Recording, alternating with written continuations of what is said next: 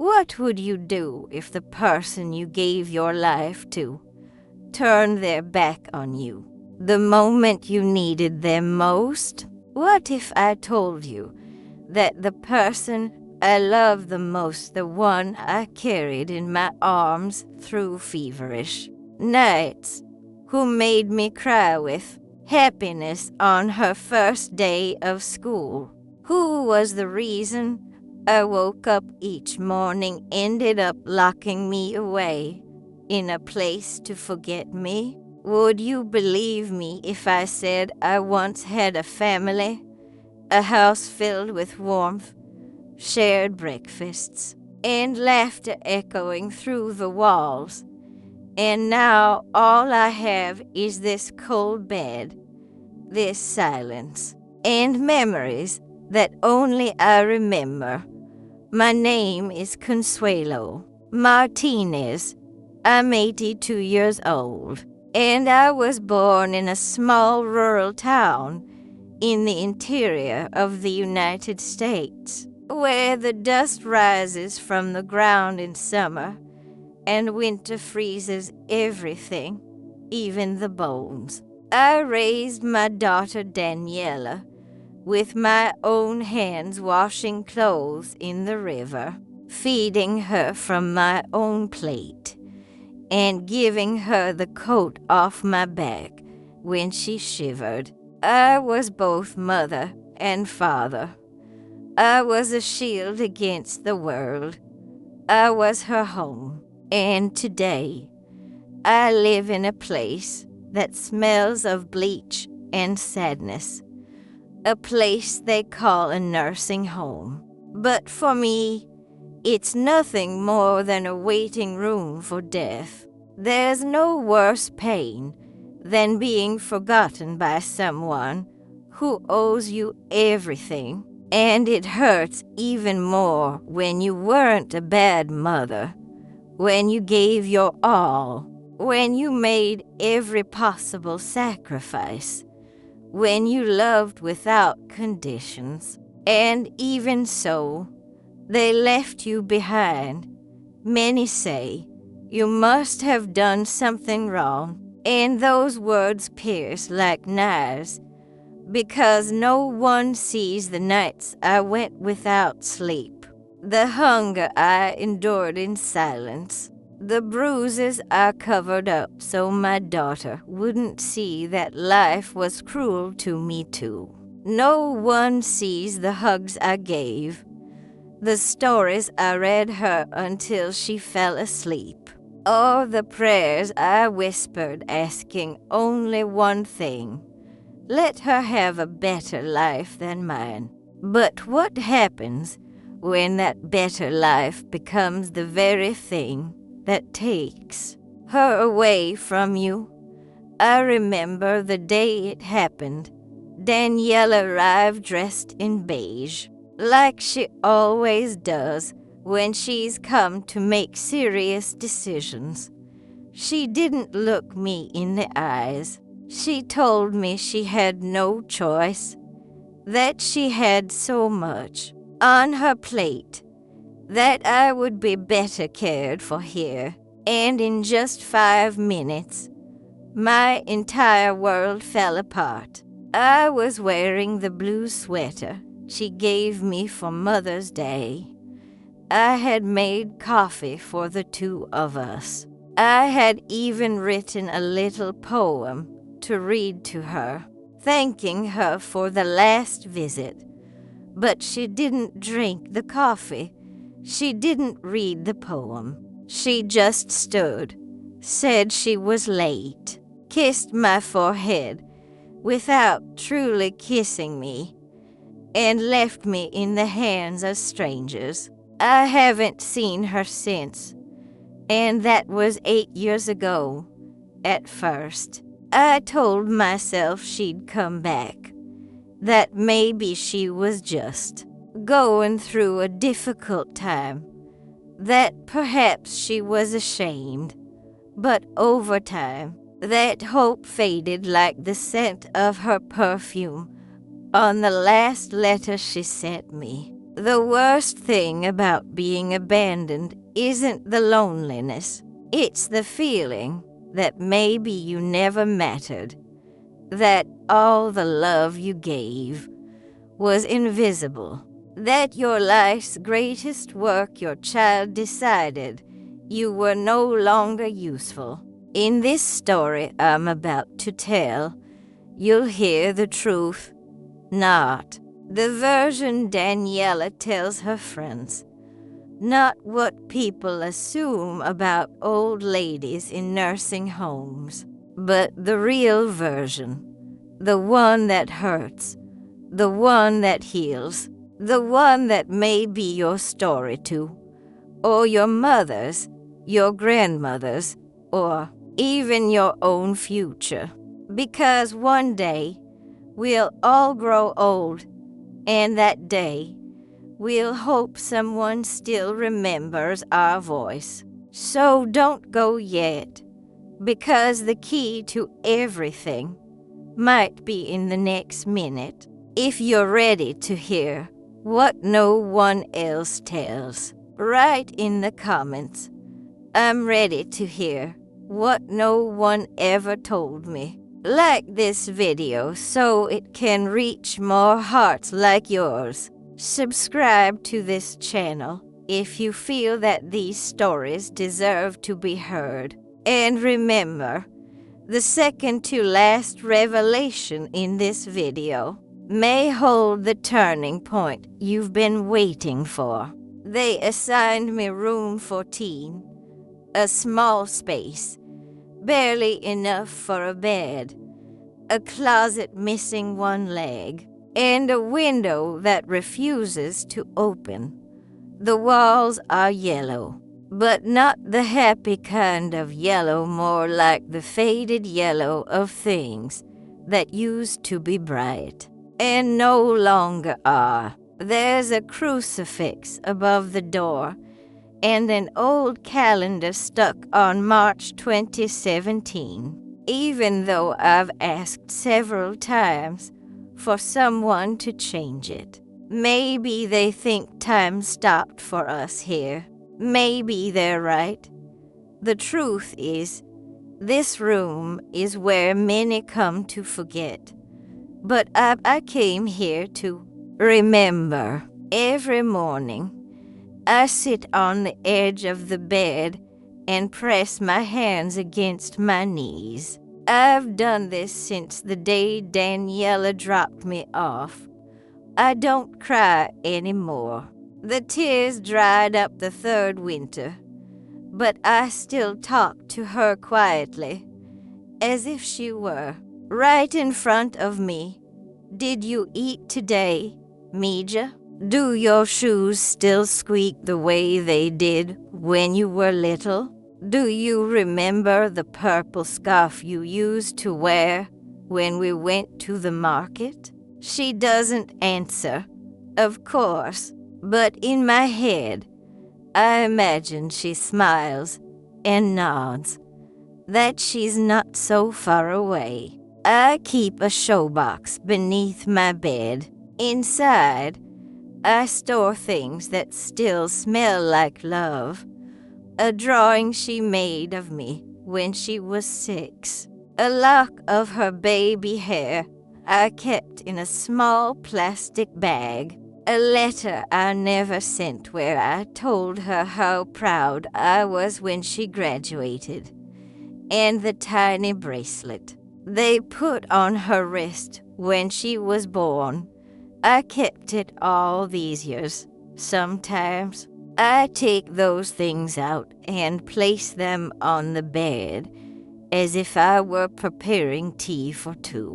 1 cup for me, 1 cup for her, and I pretend, just for a moment, that she came to visit. But the tea gets cold, and the silence becomes unbearable, and I have to return everything to the box before the nurse comes and asks, once again, why I insist on living in the past. I'm not crazy.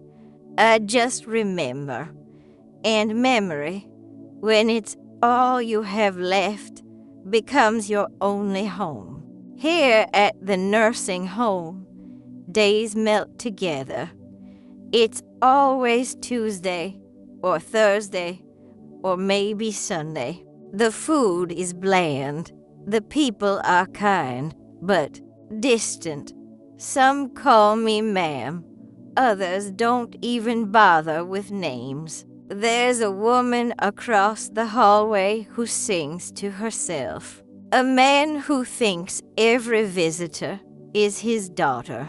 And a nurse who combs my hair like my mother used to do without saying a word. But no one really sees us. We are shadows of people who used to be loved. Now we just wait for a letter, a call, a sign, or death. I often wonder if Daniela walks by my photo in her house, if she ever pauses to look at it, if she remembers the sound of my laugh. Does she tell her children that their grandmother is still alive? Or did she erase me completely from her story? Sometimes, in the middle of the night, I get up and walk, barefoot to the hallway. The cold floor reminds me that I'm still here, that I still feel something. I sit near the entrance and watch the darkness, and I ask God not for more years, not for health, not even for forgiveness. I ask Him for just one thing. Let her remember me. Just once. Let her memory not be too heavy, not too painful. Let it visit her in the middle of a quiet afternoon, when she sips coffee and hears a bird outside. Let her think of me with kindness. That's all. I don't need more visits. I don't need a rescue. I just need to know that I didn't disappear. If you're still here, reading this story, it means you're one of the few who understand what it's like to carry invisible wounds. So please, write in the comments. I still remember the ones who loved me. Like this video if it touched your heart. Subscribe so these stories don't vanish into silence. And never forget, sometimes the smallest gesture can be a lifeline for someone lost in the dark. I wrote her a letter last year. I had asked Sister Magdalena for paper and a blue pen. She gave them to me with a curious smile, as if unsure whether to encourage my attempt or gently dissuade me from hoping. But I insisted. I sat down at the small table by the window, the same window, where the sun never quite makes it past the bars, and began to write. I wrote slowly, my fingers trembling, not from age, but from the memories. Dear Daniela, I began. Just that line, and already the tears had formed. I told her everything in that letter. Not everything I had gone through here, but everything I still carried from our life together.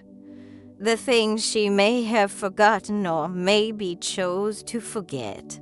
I told her how I remembered the sound of her tiny feet running down the hallway every morning. How I used to braid her hair before school and kiss her forehead with a whispered blessing. I reminded her of the time we got soaked walking home from the market and laughed like fools, drenched and cold but happy. I told her I still remember the sound of her laugh echoing through the house. I wrote about her favorite childhood dish chilies, Relino's con queso, and how every time I smell it, it's like time folds and I'm back in our kitchen, watching her steal bites before dinner. And then I told her the truth, that my heart broke the day she brought me here, that I understood her fear, her desperation, her exhaustion, but that I never stopped being her mother, and that nothing, not even abandonment, could erase that sacred bond. I didn't ask her to take me back. I didn't ask her to visit. I only asked her to remember, to not let time rewrite our story into something it never was. I folded the letter carefully, kissed the paper, and placed it in an envelope, but I never mailed it. It's still in the drawer, under the Bible I keep for strength, because deep down, I knew she might never read it, and maybe it was better that way. Maybe the letter wasn't for her. Maybe it was for me to remind myself that I still love her, even after everything. Some nights I dream of her as a child. She's 6 years old again, wearing the little red dress her godmother gave her, standing at the edge of my bed asking if she can sleep beside me. And I always say yes in the dream. I lift the blanket, and she snuggles close, smelling of soap and night air. But then I wake up, and the space beside me is empty, and the ache returns. I've spoken with other women here, mothers like me. Some were left here with tears, others with silence. Some were warned, others were surprised. But we all share something in common, the ache of a goodbye that never really came, a door closed, a hug that never happened, a sentence that ended halfway through, the wound of being forgotten by the one you once carried inside you. I remember reading once that when a tree falls in a forest and no one hears it, it still makes a sound that even unseen, unheard pain still echoes through the world. And I wonder, is that what I am now? A sound that no one hears, a tree that fell quietly in the middle of a forest of stone. There's a man here down high me who once said something I'll never forget. He was looking at an old photo of his daughter and whispered, "She killed me slowly with her absence." It hit me like a thunderclap, because absence is not silence. It's noise that never stops. It's the ticking of a clock with no hands, the ringing of a phone that never calls, and in that noise, we mothers wait. If you're still listening, still walking with me through this story, please let me know you're here. Comment below. I believe that love doesn't disappear. Like this video, share it, and subscribe to the channel, because maybe, just maybe, this story will reach someone who needs to remember what love truly means.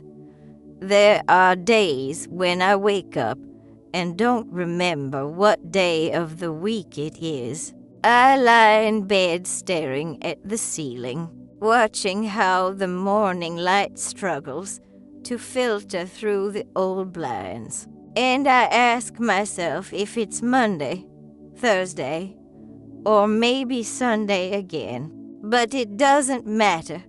In here, days don't have names, only rhythms.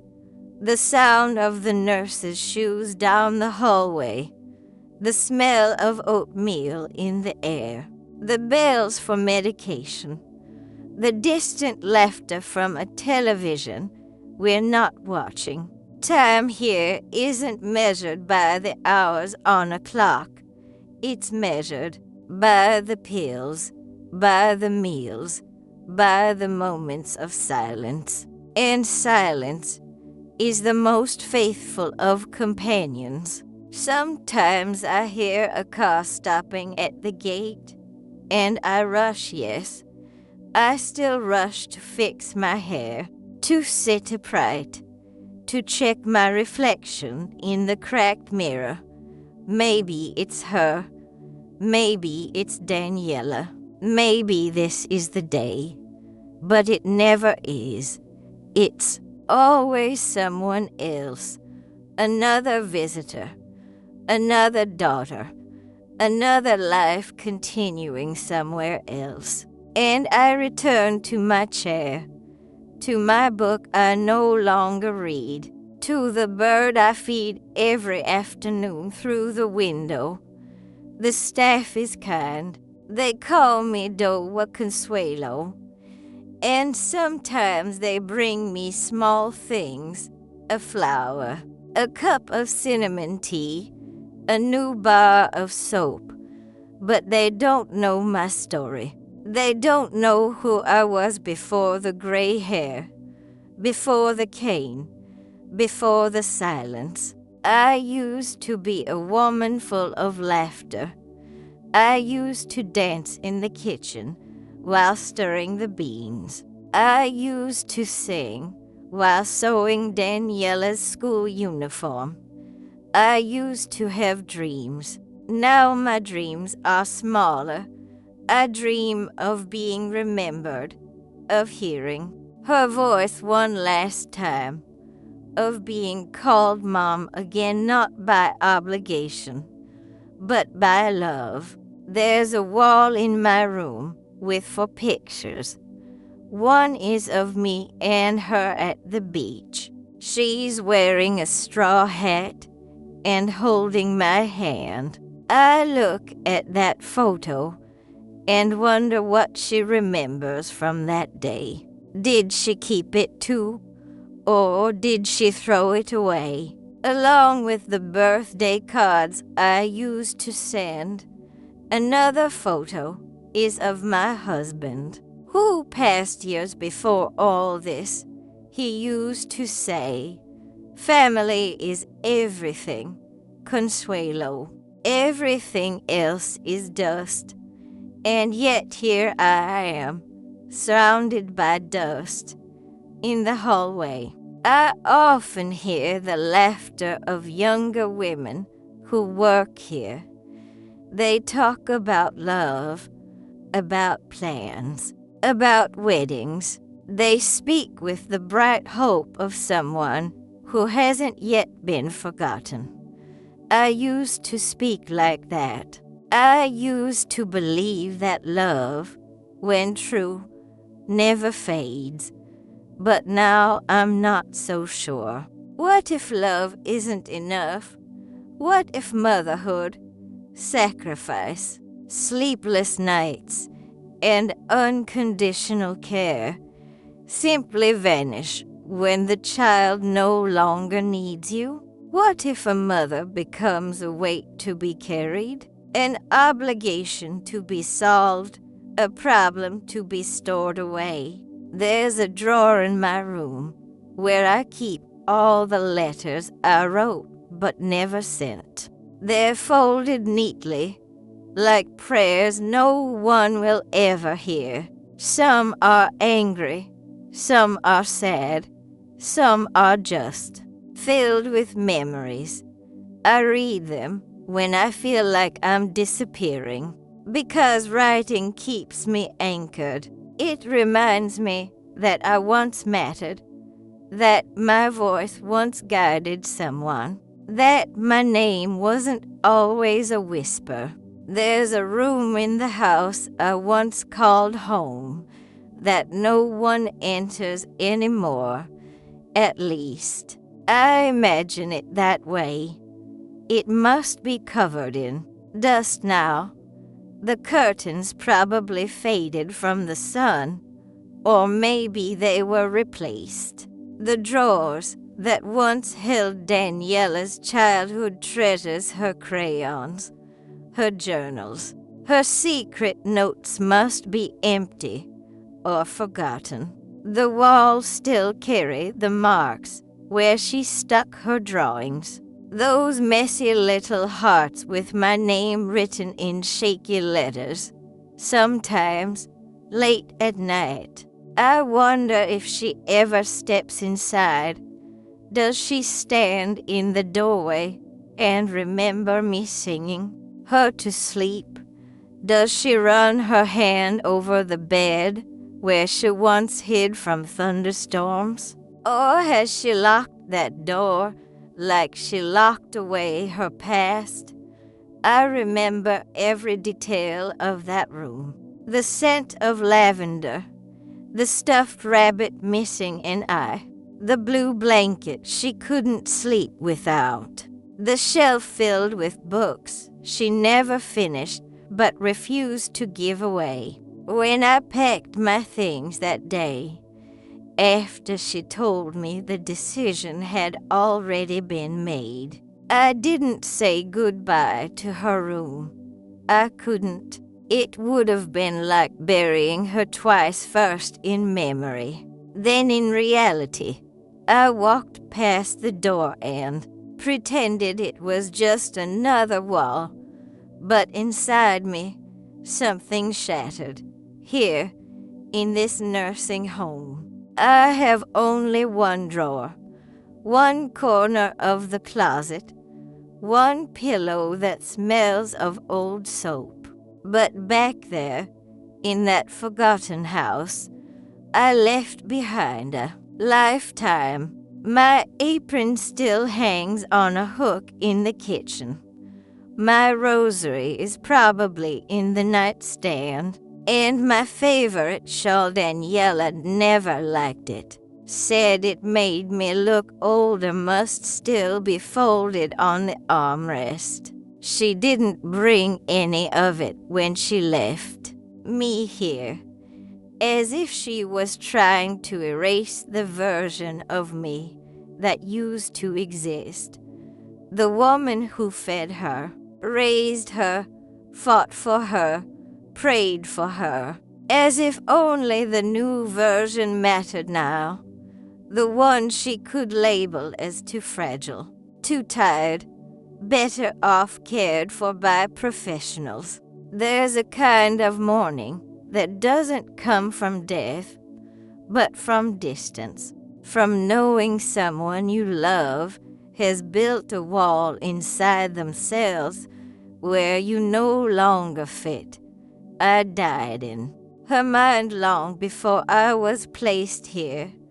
I could see it in her eyes the last time we spoke. There was no warmth, no guilt, no goodbye, just cold, organized absence. I talk to her sometimes, not on the phone, she never calls, but in my thoughts. I tell her about the birds I see through the window, about how my knees hurt more on rainy days, about Dowa Teresa, the woman who sleeps in the room next to mine and snores like a tractor, about how the soup always tastes the same. I tell her I still remember the lullabies I used to sing her, and that, when I'm alone, I still whisper them to myself, as if my voice could carry through the walls, through the miles, into her ears, into her heart. There was a time when I looked into the mirror and saw a woman full of fire. Not perfect, far from it, but full of fight. My hands were strong from cleaning, cooking, comforting. My back straight from years of carrying more than I should groceries, laundry, sorrows. My eyes, though tired, still held a spark. Now the mirror gives me back a stranger, an old woman with trembling hands, a back curved not just by time, but by loneliness, eyes that avoid their own reflection, afraid of what's left. Sometimes I wonder, when did I begin to disappear? Was it the day Daniela stopped asking for advice? Or when she began speaking to me in half-truths, hiding her real thoughts behind quick nods and rehearsed smiles? Was it the moment she decided my home was no longer mine? Or was it long before, in those small silences between visits, in the forgotten birthdays, in the unanswered calls? I think people vanish slowly, not in one blow, but in little absences, in empty seats, in unopened letters, in eyes that look past you. There's a mirror in my room now. It's small, square, nailed to the wall beside the closet. I use it to comb what's left of my hair, to check that my blouse is buttoned. But I no longer search for myself there. The woman I was doesn't live in that reflection anymore. She lives in memories. She's in the laughter I used to hear after dinner, in the warmth of sun drying clothes on the line, in the scent of garlic on my hands after cooking Daniela's favorite dish. She's not gone. She's just waiting for a moment of recognition, a voice that says, I remember who you were. I remember who you still are. Sometimes I speak to my reflection. I tell her, you were a good mother. You gave everything. You don't deserve this. And I cry not out of pity, but out of longing. Because even when you do everything right, sometimes the world forgets. Sometimes the people you raised decide they've outgrown your love, and you become a story no one asks about. There's a nurse here, Carla, who always calls me Segora Linda. She brushes my hair with such tenderness that, for a second, I feel seen. I imagine that Daniela would do that too, if she were here. I imagine her hands running through my gray hair, her voice whispering, Sorry, Mama, I didn't know how much you hurt. I forgot you were still alive behind the silence. But imagination is a cold blanket. It warms nothing. It heals nothing. It's just the echo of what should have been. There's a particular kind of silence that settles in nursing homes. It's not the silence of peace. It's the silence of being forgotten. People here speak softly, as if afraid to disturb the dust. Conversations stop halfway. Memories get lost mid-sentence, and laughter echoes with a strange hollowness like someone trying to remember how joy once felt. I often sit by the window, not because the view is beautiful. There's only a parking lot, some grass, and a crooked tree. That looks lonelier than I do, but it's the only place where I feel time moving. I watch the seasons change, one leaf at a time, and I wonder if Daniela even notices when summer turns to fall. The day they brought me here, I remember the nurse saying, "You'll have everything you need, Segura." But what is everything when you've been stripped of your home, your routine, your voice? I used to sing while I cooked. I used to hum while folding laundry. I used to pray out loud before every meal.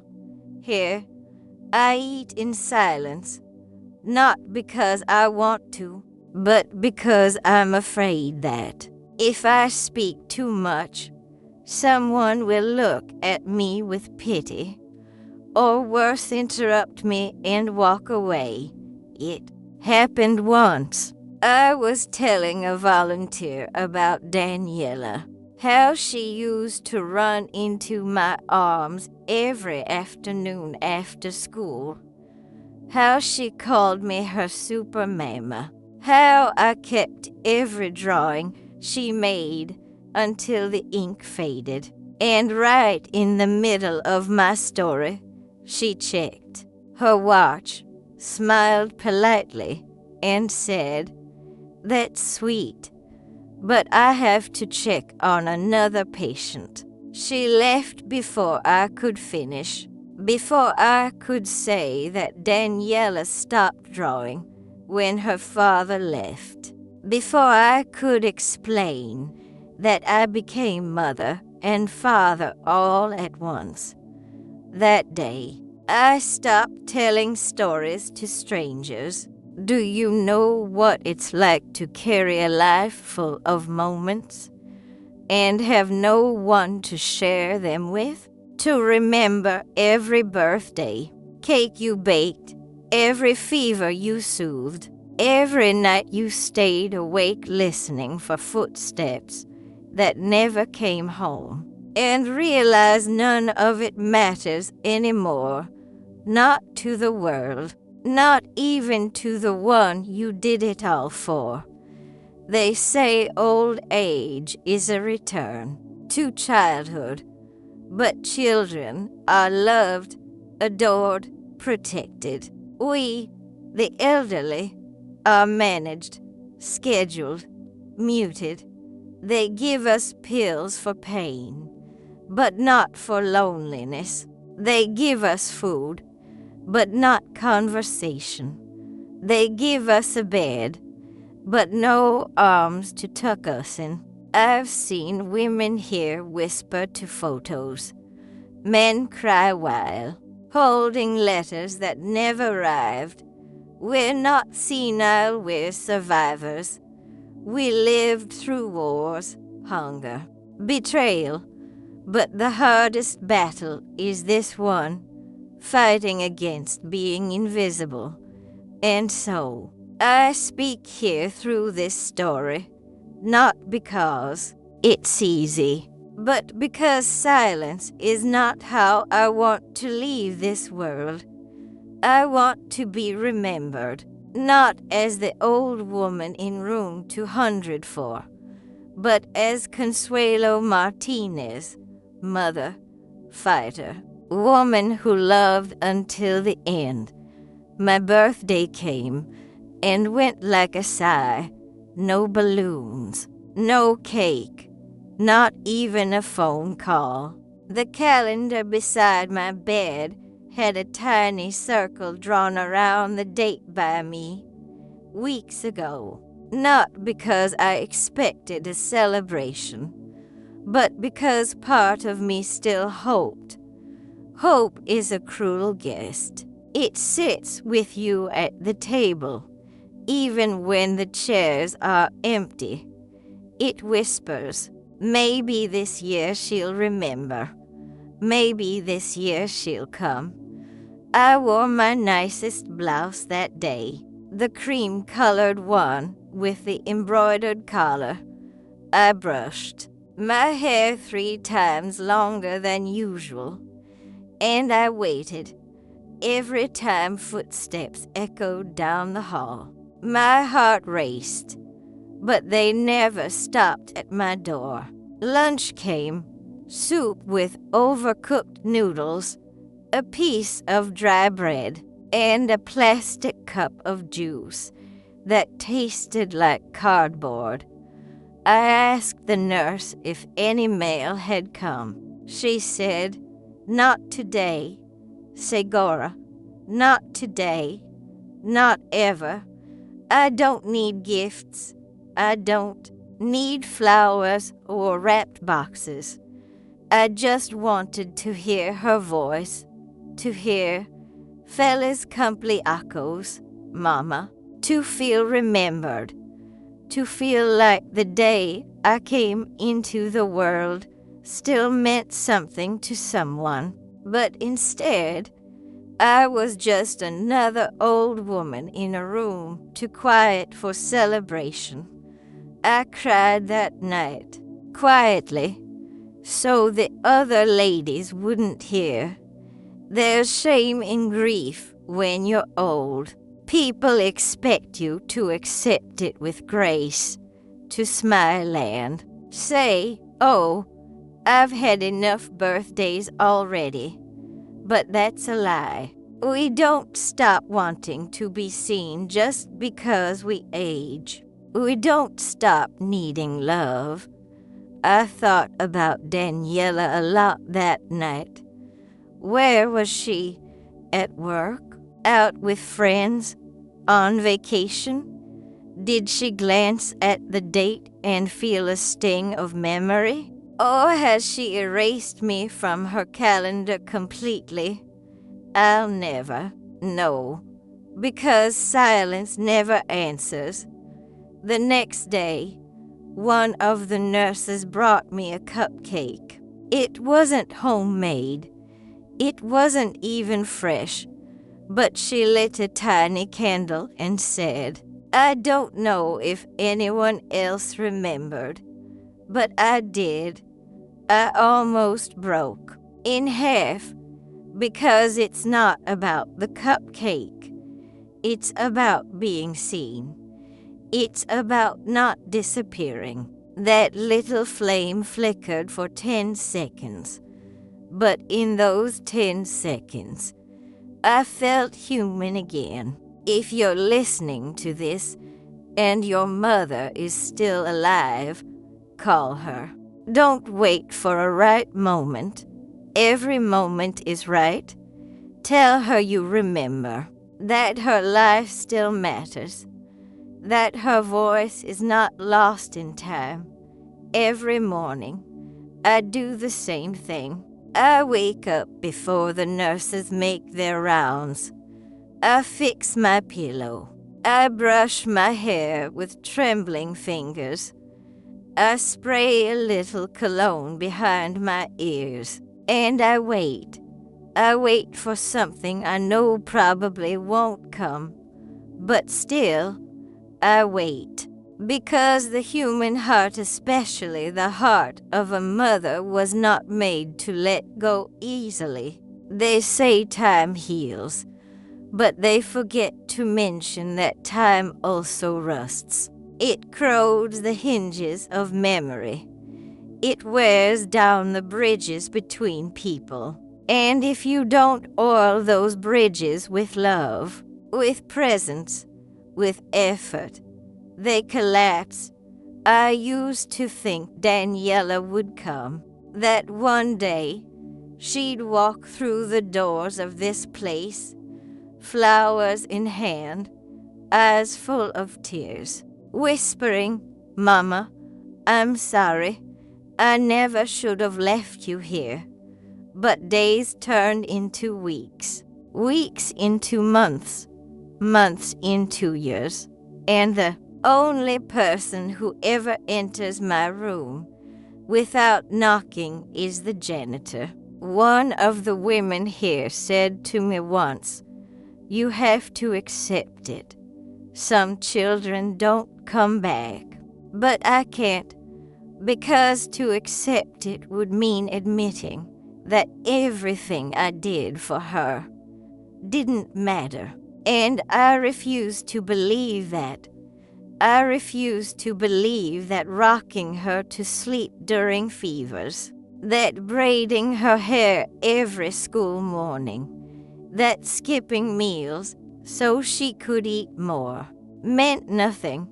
Sometimes I imagine what I'd say to her if she did come. I practice the words in my mind over and over. Daniela, you don't need to explain. You don't have to beg. Just sit with me. Hold my hand. Let me look at you. I don't want apologies. I want presence. But then reality returns. The smell of disinfectant. The squeak of rubber soles on the hallway floor. The hum of the vending machine down the hall. And my door stays closed. I've forgiven her 100 times, not because she deserves it, but because I can't carry this weight anymore. Hate is too heavy for old bones. I've asked myself, what could I have done differently? Was I too soft, too strict, too loving? Is it possible to love someone so much that they run from you just to breathe? Or was I just inconvenient? A mirror she didn't want to look into. No one tells you how lonely forgiveness is when it's one-sided, when it's whispered into the void, hoping to reach ears that may never listen. But I still whisper it, because if I don't, who will? And so I sit here, not bitter, not angry, just waiting, not for her anymore, but for the peace that comes when you've told your story, when you've released the ache, when you've chosen to speak instead of die silent.